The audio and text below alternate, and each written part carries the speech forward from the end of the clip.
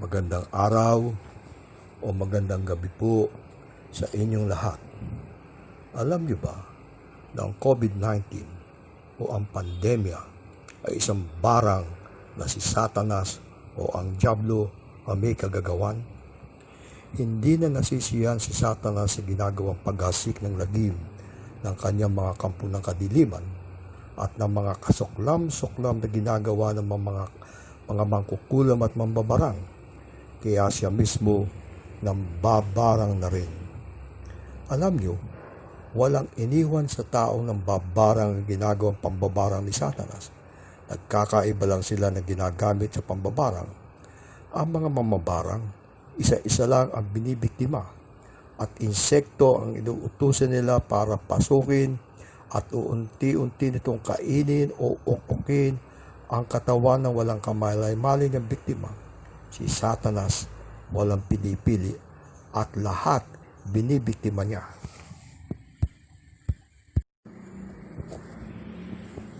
At hindi insekto, ginagamit niya virus, sangkatutak na coronavirus. At ang inuutusan niya ay mga kampo ng kadiliman para isabog ang di mabilang na virus sa kalawakan.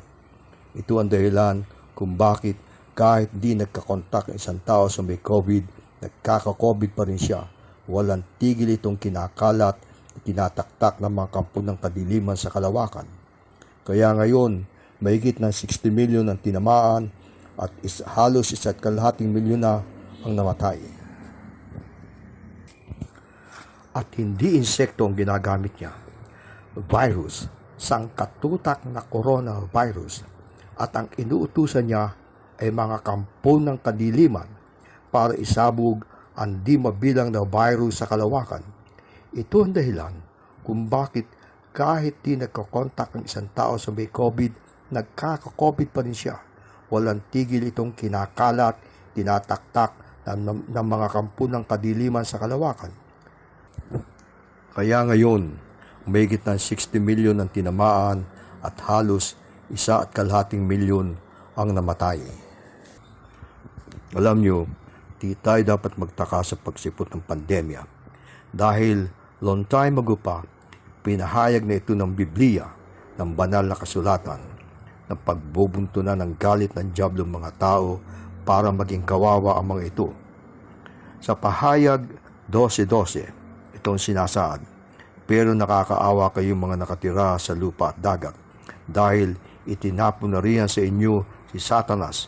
Galit na galit siya dahil alam niyang kakaunti na lang ang natitirang panahon para sa kanya. Alam nyo na 5 years ago pa, alam na ni Bill Gates, ng pinakamayamang tao sa mundo, na darating ang pandemya, na ayon sa kanya, gawa daw ito ng terorista. Tama si Bill Gates, tama ang uhula niya, pero ang inaasahan niya, tao ang terorista, hindi niya alam si Satanas pala ang terorista. Alam niyo ba kung paano nagawa ni Satanas ang COVID-19? Tulad ng ginawa niya kay Judas para ipagkanulo nito ang Panginoong Jesucristo, ganon din ang ginawa ni Satanas para mapasunod niya ang mga taong gumawa nito.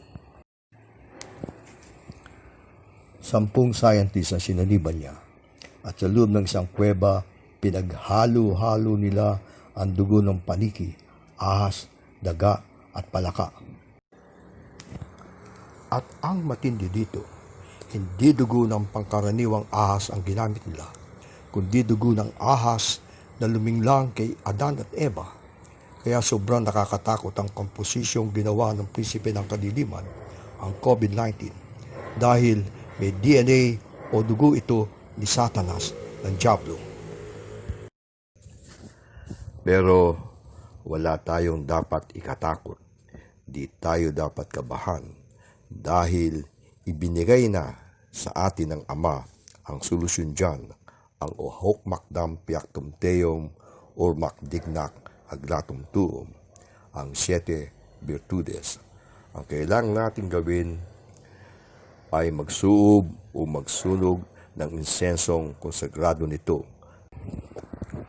Ang usok na namang na manggagaling sa sinunog na insensong konsagrado ng Siete Virtudes ang papatay sa mga kampo ng kadiliman nagsasabog ng virus sa kaliwakan. Yan ang pahayag o sabi sa akin ng Diyos Ama ng liwanag.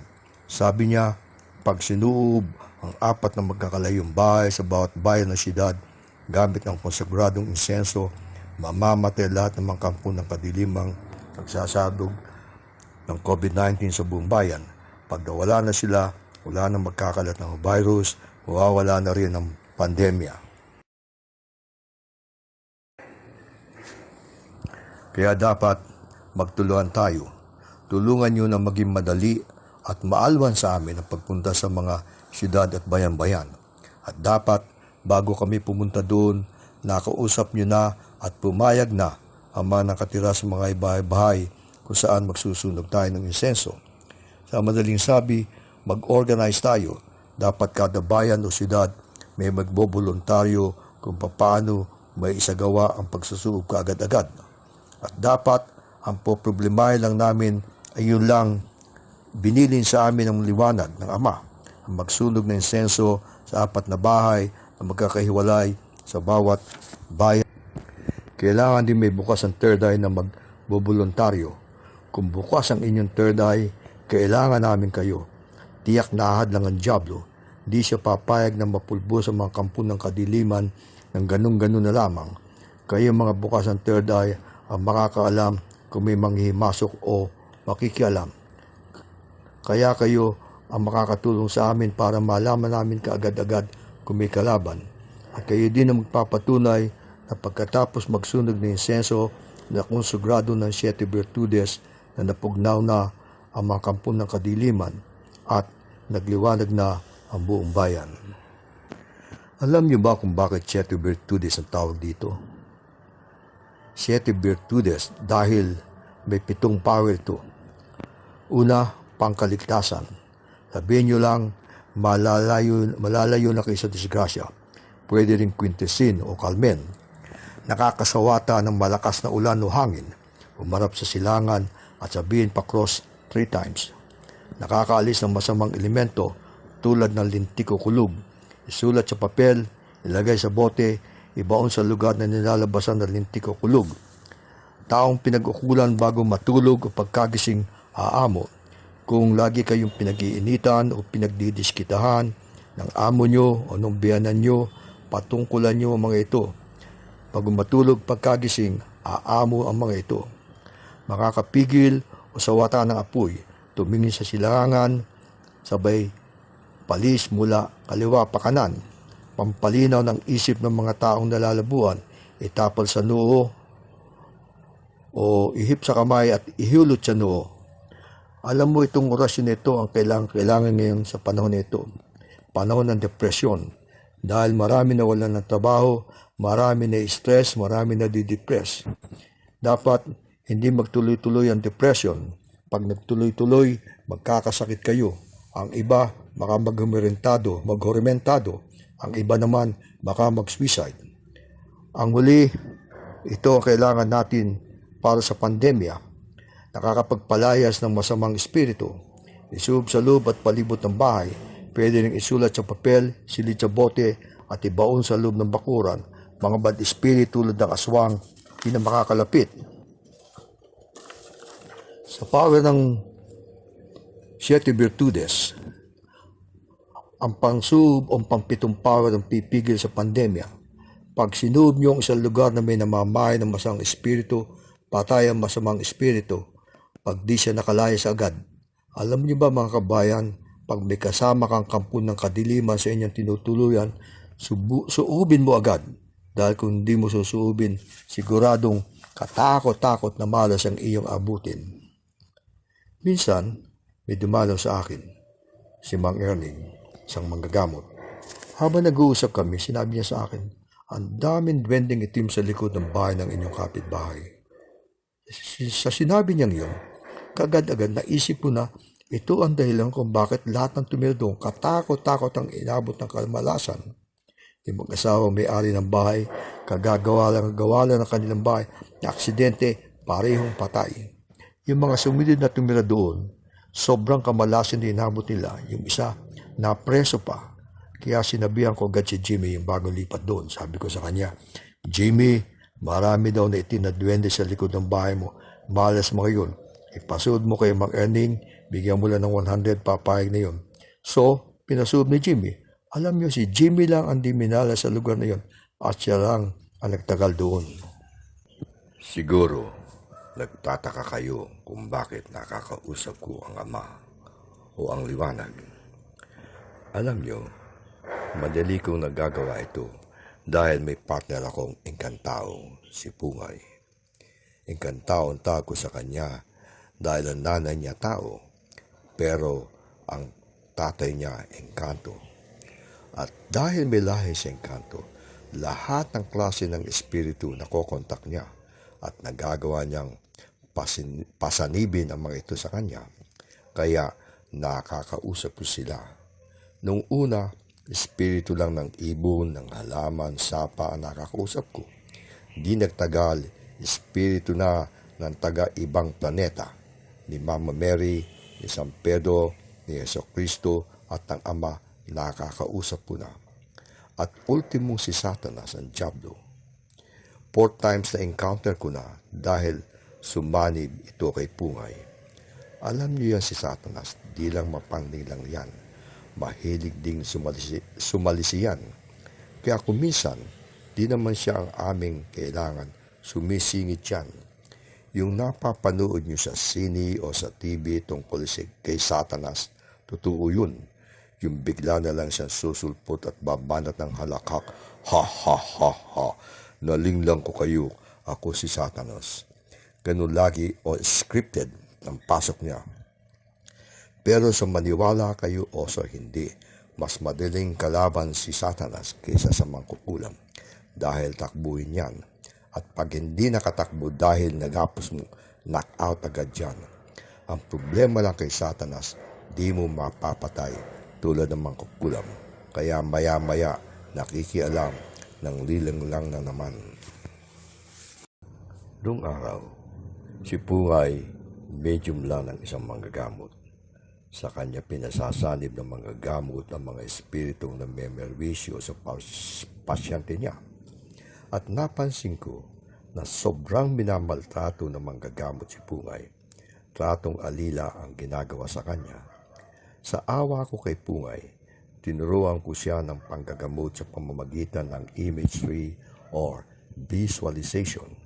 At kaagad-agad, kumbinsido ako na magiging siyang isang mahusay na manggagamot dahil nagamot niya agad ang pamangkin niya na nabagsakan sa ulo ng niyog. Kaya nasabi ko sa kanya, tatalunin mo kami lahat sa panggagamot. Mula noon, tinuruan ko na rin siya ng panggagamot gamit ang orasyon. Di nagtagal, kahit kokonti pa lang ang kanyang alam, nagmimisyon na siya sa bayan-bayan at wala naman siya naging problema kahit kokonti pang alam niya dahil sa pamagitan ng cellphone, nagagawa niya kung tawagan kung nahihirapan na siya sa kanyang kalabang mangkukulam dahil kahit magkalayo kami, nagagawa pa rin namin pagtulungang banatan o parusahan ng kanyang kalabang mangkukulam. Sa Barangay Rizal, Macalelong, Quezon na nakatira si Pungay ngayon. Lumipat siya doon. Nakita kasi ni Nelson Trahe, mayor ng Macalelong, ang husay niyang manggamot. Kaya pinagpagawa siya ng bahay gamutan doon. Kung meron kayong sakit na di magamot ng iba, puntahan niyo siya doon o tawagan niyo sa 0948-226281. Tungkol sa 7 Virtudes at iba pang mga orasyong ginagamit ko, hindi galing yung mga yon sa anumang libro o sa sinumang tao. Galing yan sa taas, bigay ng Ama na liwanag. Siya din nag-utos sa akin na ipaabot sa inyo ang isang babala na lagi ng babaha kung hindi titigil ng mga tao ang pagsira ng ating kalikasan, ng ating kagubatan, at ang pagsamba sa mga ribulto. Kaya dapat siguro, isaalang-alang natin ang sinasabi ng Exodo chapter 20 verse 3 ng Biblia na huwag kang magkakaroon ng ibang mga Diyos sa harap ko. Alam nyo, si Satanas lang natutuwa, hindi ang Diyos pag sumasamba tayo sa mga ribulto. Mga kaibigan, mga kababayan, ibinigay na sa atin ng Ama ang solusyon sa pandemya. Ang uahok makdam piak tumteum urmak tignak aglatom tuo. Nasa atin na ngayon ang desisyon kung kailan tayo aksyon. Malapit ng Pasko. Tulad ng makaraang taon dapat maging masaya tayo. Pero malabong mangyari yan hanggang andyan ang pandemya. Kaya dapat aksyonan na natin ito. Mag-comment lang po kayo sa ibaba kung willing kayong tumulong. Sabihin kung saan bayan o siyudad kayo tutulong at kung ano ang maibibigay niyong tulong. Ito po si Professor Verbo, nagpapaalam, nagpapasalamat sa inyong pakikinig. Thanks for watching. Paalam na po.